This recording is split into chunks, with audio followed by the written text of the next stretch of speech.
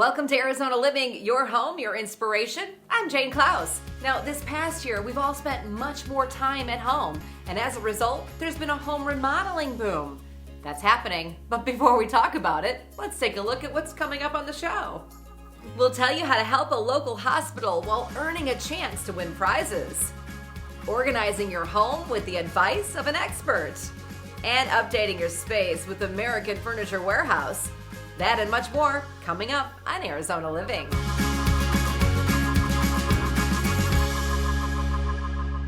More than 3/4 of all U.S. homeowners have said they've done a home improvement project during the pandemic. So here to talk about this remodeling boom is Jennifer Burgess. She's an interior designer and a real estate agent. Hi, Jennifer. Hey, Jane, how are ya? I'm fantastic. So Jen, tell us, what type of remodeling projects were on the rise last year?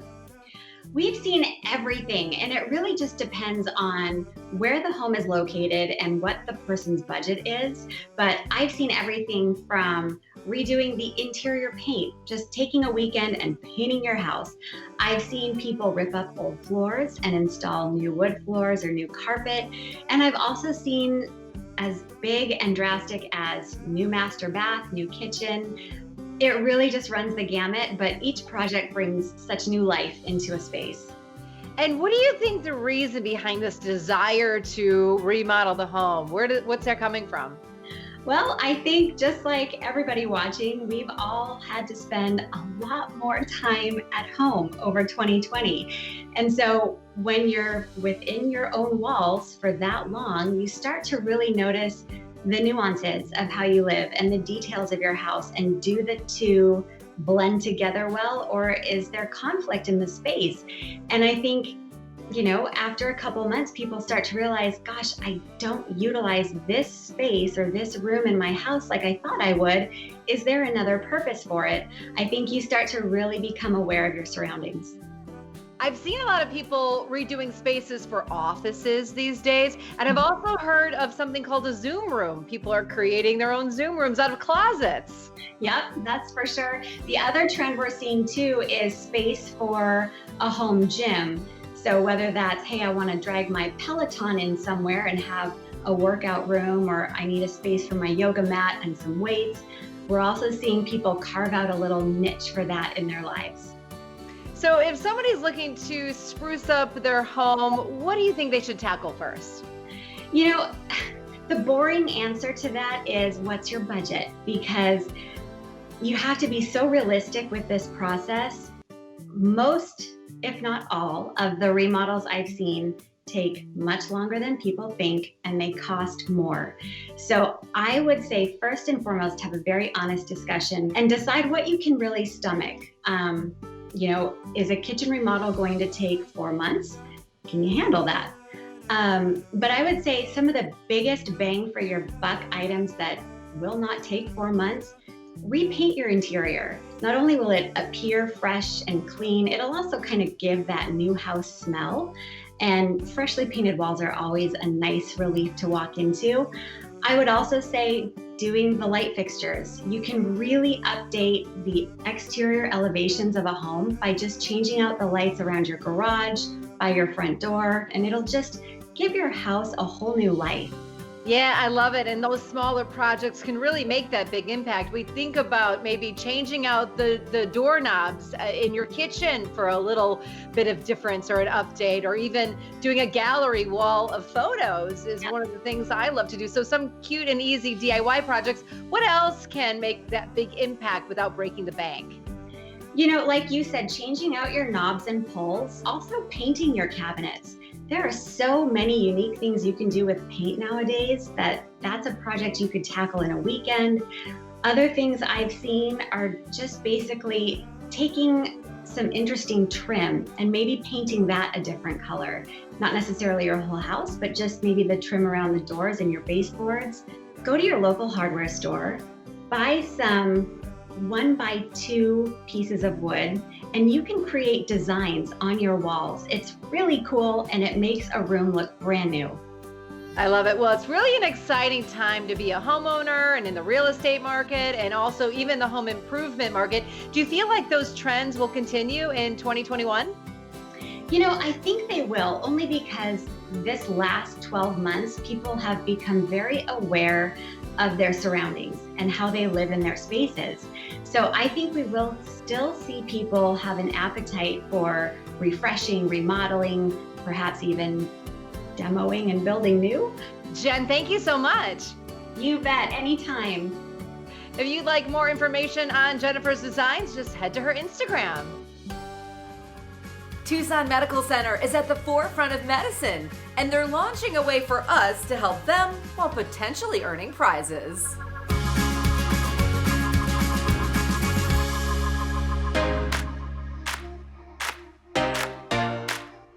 Hi, I'm Kathy Rice, and the TMC Mega Raffle is back, and I'm so excited to be able to share with everyone a little bit about this incredible project.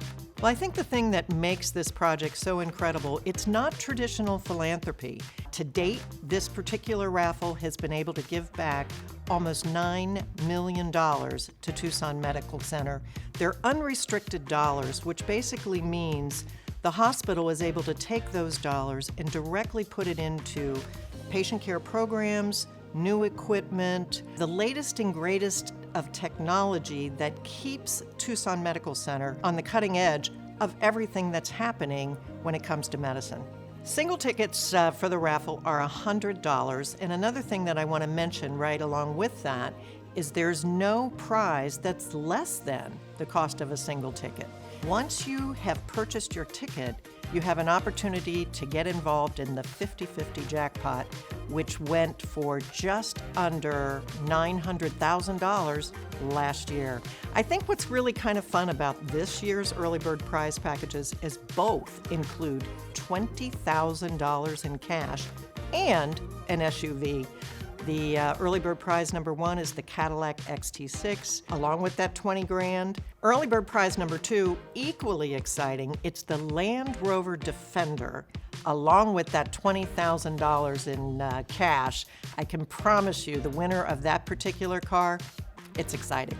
Let's talk grand prizes. Grand prize number 1, we're going to have another beautiful AF Sterling home, but what makes it really fun is the winner is going to have the chance of either taking the home or in this case taking $625,000. Equally exciting, grand prize number 2, we have the all-new Audi e-tron, or take $150,000 in cash. We have trips to destinations all over this incredible country of ours. We have 12 vehicles, so I like to say this is the year of the road trip. So when you get handed the keys to that brand new car, you can be heading off to all parts of the country. We've got something there for everyone, but it starts by buying a ticket. Well, the Mega Raffle is going on right now. Tickets sell out fast. That first deadline, midnight March 4th, to be eligible for the early bird prizes, along with everything else. But the final date that anybody can participate this year would be midnight on March 25th. So it really is exciting to get in early, and who knows, the next time you hear my voice, I may be telling you that you're the big winner.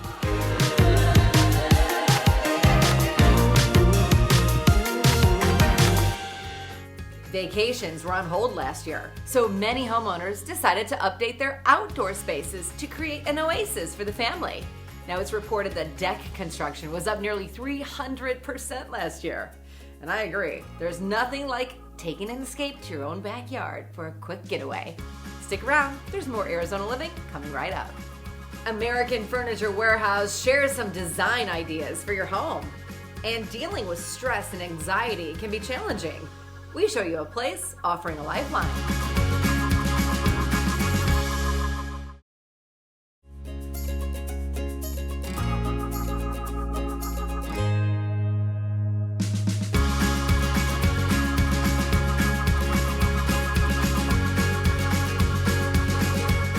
One easy way to update your home is by adding new furniture. And the experts at American Furniture Warehouse show us how.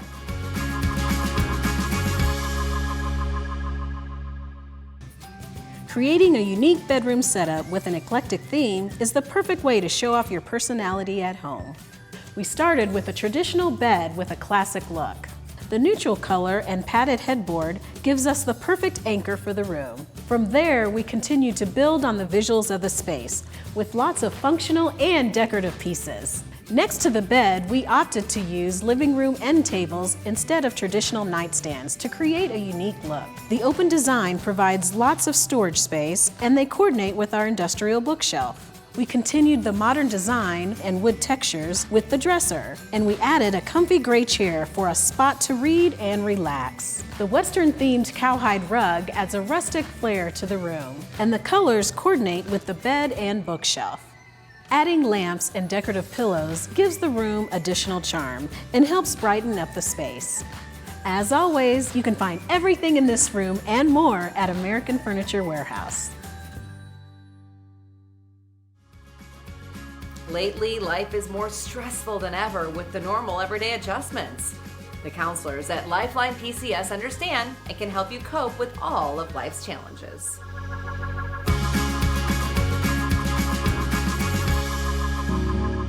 Lifeline PCS is an outpatient behavioral health clinic. We specialize in all modalities of treatment for all populations.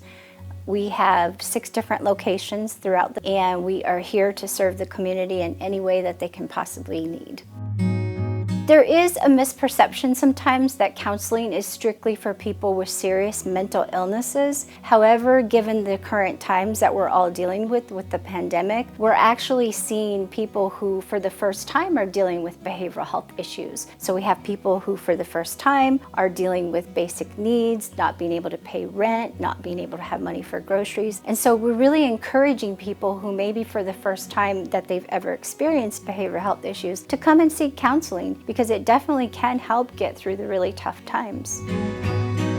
The effect of COVID on counseling today has really made a big impact. My specialty is trauma, so kind of seeing it as this almost global trauma that everybody's had to go through, no matter the impact on people personally. You know, sometimes people are just impacted by the change in their environment or the requirement from work or having to stay home. There is a lot of different impacts of COVID, and people have come to see us for grief and loss, unfortunately, and kind of helping navigate through these difficult times. We were lucky enough to be really prepared to go forward with teletherapy, and even that, you know, it's great that we still get to stay connected with our clients and help learn from them. But there is a craving, I feel, from the community just for that personal interaction again and to be in office. And so there's always kind of this underlying frustration that people are grateful maybe that they get to connect or escape, but that frustration that it's still in the same, you know, maybe 4 walls that they've been in all day or for work. And I think the biggest impact is not everybody's home life is safe. Sometimes it adds stresses to stay home or to be in an environment where you feel like you can't divulge all the information you would in a safe, private setting in counseling. And so there's been a lot of challenges that we've just kind of been going through those stages with our clients, you know, grieving the frustration, being anger, kind of being in denial for some people, and helping to kind of move through that acceptance of where we are and what we can do. The question is it weak when somebody seeks counseling? Does it make them a weak person? In fact, clients that come to us are some of the most resilient and strong people you would ever meet. They are, however, bound by basic survival every day due to traumatic experiences, adversity that they've experienced. They're not recognizing that strength and that power that they have. What we try to do from the very beginning is create hope for them. We hold a space for hope until we can help them quiet down some of that trauma and adversity, and then they little by little start to recognize their own strength and intensity. So it's definitely not a sign of weakness to ask for counseling. In fact, one of the bravest things that I think someone can say is, "Help me." If a big remodel isn't on your to-do list, a simple coat of paint can really change up any room in your home. Or just add in some new accessories like pillows and rugs. Get creative. Here's what's coming up next on the show. If clutter is taking over your house, we'll tell you the 4 questions to ask yourself to get organized, and an easy DIY project to create designer soaps.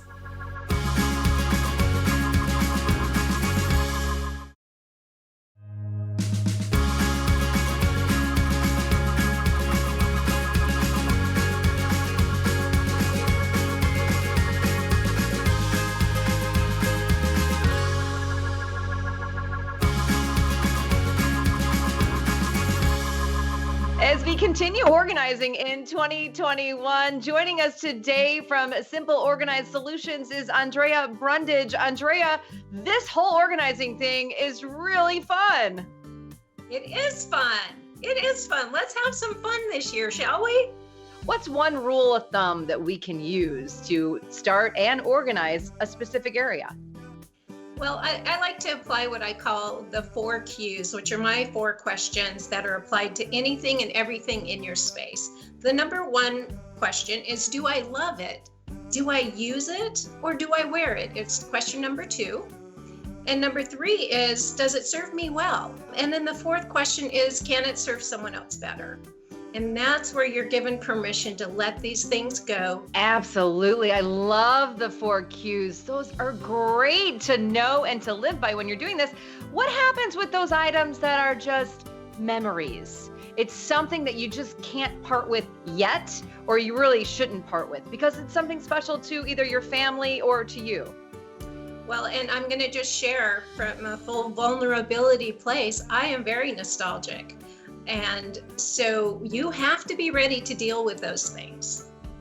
Today might not be the day. 5 years from now might not be the day. So, you have to be in the place mentally, mindset-wise, that you're okay dealing with some of these more sentimental, heartfelt things. When it comes to organizing, we all go to our bins and our baskets. Are those good ideas when it comes to putting things in their place? They can be good ideas. They also can be delayed decisions. Oh. So if I put my things in a bin and a basket, then I've taken care of it. But have I really taken care of it? We can get some pretty big bins at the stores these days, and a lot of decisions that needed to be made get dropped in that bin. And so I call that organized chaos. Yes, bins can be really great and they can be really functional as long as the things in the bins are there because you actually have made a decision to keep them. Well, we talking about bins and baskets could be a little bit dangerous if we go that route. Is there a tool that you like to use when you're organizing? I do love bins and baskets. I like them to be clear so that you actually see what's in them. Things need to be simple. This is what I know for sure. If things are not simple, we don't follow through. We like things to be easy for us. So clothing rod in a laundry room is fabulous. So you can hang up the clothes right out of the dryer and carry them to your bedroom. So you just took a whole nother step out of this. I love velvet lined hangers. I think they're fabulous. Your clothes don't fall off of them. You have to intentionally pull off your hanger to remove clothing and put it back on. It's really a mindset of being more intentional, but also keeping things simple. Yeah, and I find that as we age, all those years go by, we keep collecting all of these things and we never find the time to get it organized. So what's your advice on finding that time? Thank you for bringing that up. That is a really important point. One day and someday are not days of the week. And the older we get, the less energy we have. It really has little to do with time. It has all to do with priority and really focus. And so I really encourage people, like, today's the day. Today, do something. Start that ball rolling and get, as small as you need to go, but keep it moving because today is the day, not someday and not one day. And any last advice you could give us as we start this year off and organize? Well, one thing I'd like to share that I think is a really important concept is we're never really done. So we talk about getting organized as if you get organized and you never have to do it again. And that is not at all the case. We have ongoing opportunities to continue purging. We have to be persistent and really purposeful about why we're doing this.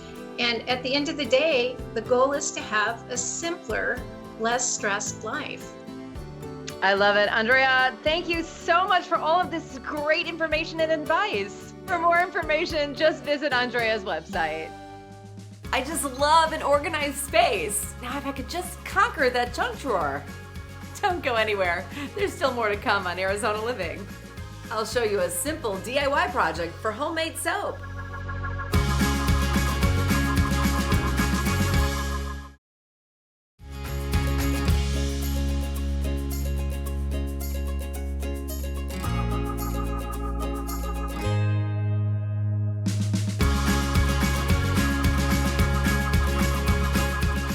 remodeling wasn't the only boom during the pandemic.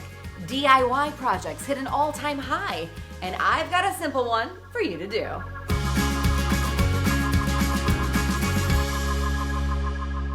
Handmade soap is so easy to do, and it's a very popular DIY project. Not to mention, you could sell your handmade soaps, and they make a great hostess gift. So today, let's make a pressed flower soap. It's a cinch, so let's get started.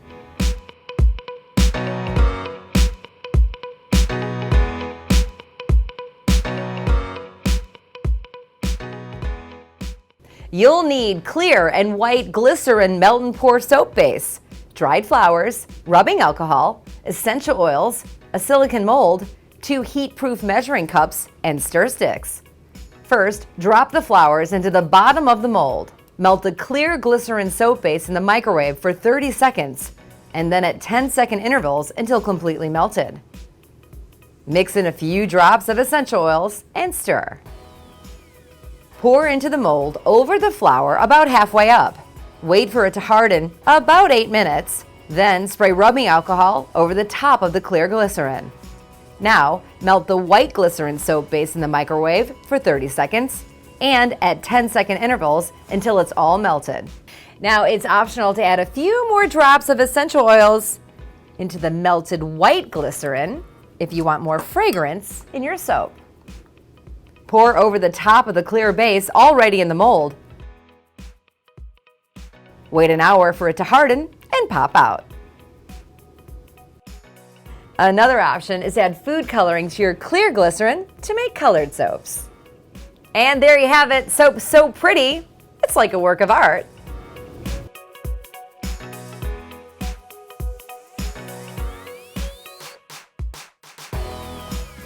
Thanks so much for joining us right here on Arizona Living, your home, your inspiration, where we help you create an inspired life. I'm Jane Klaus, and I'll see you next time.